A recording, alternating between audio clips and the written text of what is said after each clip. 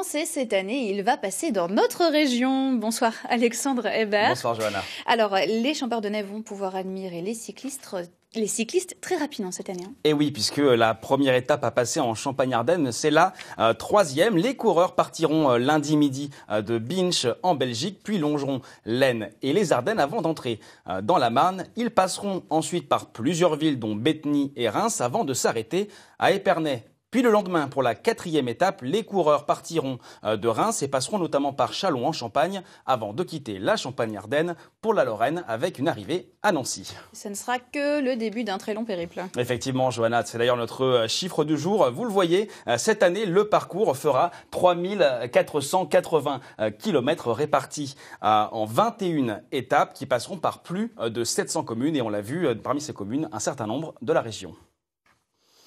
La première étape du Tour ne partira que samedi, mais la compétition a déjà débuté tout à l'heure avec, vous le voyez, la présentation des 22 équipes. Les 176 coureurs ont défilé en fin d'après-midi à Bruxelles avant de monter sur scène sous les vivas de la foule. Une tradition qui marque officiellement le début des festivités. Alors malheureusement, sur ce podium et dans les rangs des cyclistes, il n'y avait aucun Champardonnais pour cette édition 2019. Et non, effectivement, aucun Champardonnais cette année. Et pourtant, la région, elle a connu ses grands noms à une certaine époque. Certains ont même fini à de très bonnes places de la compétition. Et vous allez le voir, pour d'autres, le Tour de France a même été une histoire de famille. Retour sur les grands coureurs de Champagne-Ardenne, Cécile Banazic et Davy Klein. Quand on parle de cyclistes célèbres dans la région, on pense forcément à la fratrie des Simon. Ils se sont tous illustrés sur le Tour de France, à commencer par le petit dernier, François Simon. En 2001, face à Lance Armstrong, il conserve 3 jours le maillot jaune et termine 6e au classement général. Les années 80 réussissent à ses Aubois. Régis Simon en 85 remporte l'étape qui arrive à Pau. Et Jérôme en 88 se classe un moment 3e grâce à une victoire. Le Simon le plus présent sur le Tour, c'est Pascal avec 11 participations. En 83, il prend le maillot jaune, mais chute à la 11e étape. Il est tombé lourdement sur la chaussée. Aussitôt relevé, il souffre de l'omoplate. Malgré sa persévérance, il est obligé d'abandonner. En Haute-Marne, l'ambition de Régis Clerc a toujours été de remporter au moins une étape du Tour. Il en gagnera 4, en 83 et 87, comme ici, entre Blagnac et Millau. Il est le régional le plus titré de la Grande Boucle. Le Marnais John Gadret s'illustre en 2010.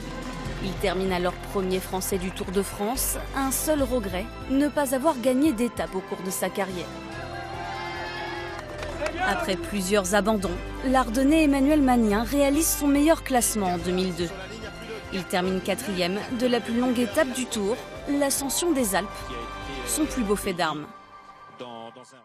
Voilà pour cette partie historique. Ça fait 106 ans que le Tour de France existe et il intéresse toujours autant les Français. Preuve en est qu'il est très suivi sur Internet. Regardez plutôt, 190 millions de pages vues sur le site letour.fr, 75 millions de vues sur les vidéos des sites comme YouTube ou Dailymotion et surtout 7 millions de followers, tous réseaux sociaux confondus. Bah oui, c'est l'un des événements les plus populaires de l'année.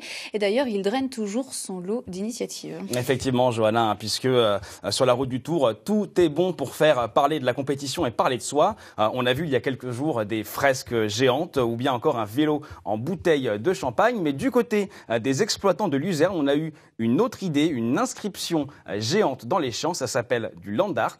Marilyn Fournier, Paul-Antoine Boudet. Mardi, lors de la 4e étape du Tour de France reliant Reims à Nancy, les téléspectateurs découvriront le village de Pogny vu du ciel, mais pas seulement. En Champagne-Ardenne, où l'on produit 80% de la luzerne déshydratée française, Christophe Besançon a proposé à France Luzerne de mettre en avant la filière à l'occasion du passage de la Grande Boucle dans notre région. Mais avec des faucheuses de 12 mètres de large, tracer des lettres de 20 mètres de long et 3 mètres de large au sol n'a pas été facile. Une entreprise a écrit un projet sur une photo aérienne de la parcelle On a ensuite posé des jalons par GPS qui faisaient le repérage des lettres. Et ensuite, l'intérieur des lettres a été fauché avec un tracteur d'espace vert. En pleine récolte, ce moment festif que constitue toujours le passage du Tour de France était une occasion rêvée pour parler de cette filière. D'autant qu'à Pogny, qui organisait des critériums il y a une vingtaine d'années, on aime le vélo. Il y a 2 clubs de vélo, un club VTT et un club de vélo de route, Cyclo-Pogny et VTT Pogny. Bernard Hinault et Bernard Thévenet devraient aussi être à Pogny mardi pour l'événement que constitue le passage du peloton et de la caravane du Tour. Ils découvriront ce Vive la Luzerne sur écran géant. Une belle opération de communication, non ? On est là plutôt pour une image du produit, une image de la filière et une image de la plante pour nos agriculteurs. La France est le 2e producteur européen de luzerne déshydratée après l'Espagne. En Champagne-Ardenne, 55 000 hectares sont consacrés à sa culture, absorbés pour plus de la moitié par le marché hexagonal. Mais au-delà de nos frontières, la luzerne française est prisée jusqu'en Chine. Autre initiative originale à Reims, des mamies tricoteuses ont confectionné ensemble un maillot jaune géant, 12 mètres sur 8,5, un projet qui a mobilisé 40 femmes pendant un mois et qui sera exposé sur la place du Forum mardi de 8h à 13h. Lorsque la compétition sera terminée, il sera découpé en petites couvertures pour nouveau-nés. Elles seront données à l'association SOS Bébé. Voilà, et comme elle, si vous souhaitez préparer votre Tour de France et découvrir les meilleurs lieux pour observer le passage du Tour près de chez vous, rendez-vous sur notre site internet grandest.france3.fr. Oui, comme ça, on connaît l'adresse. Merci beaucoup, Alexandre. Allez, comme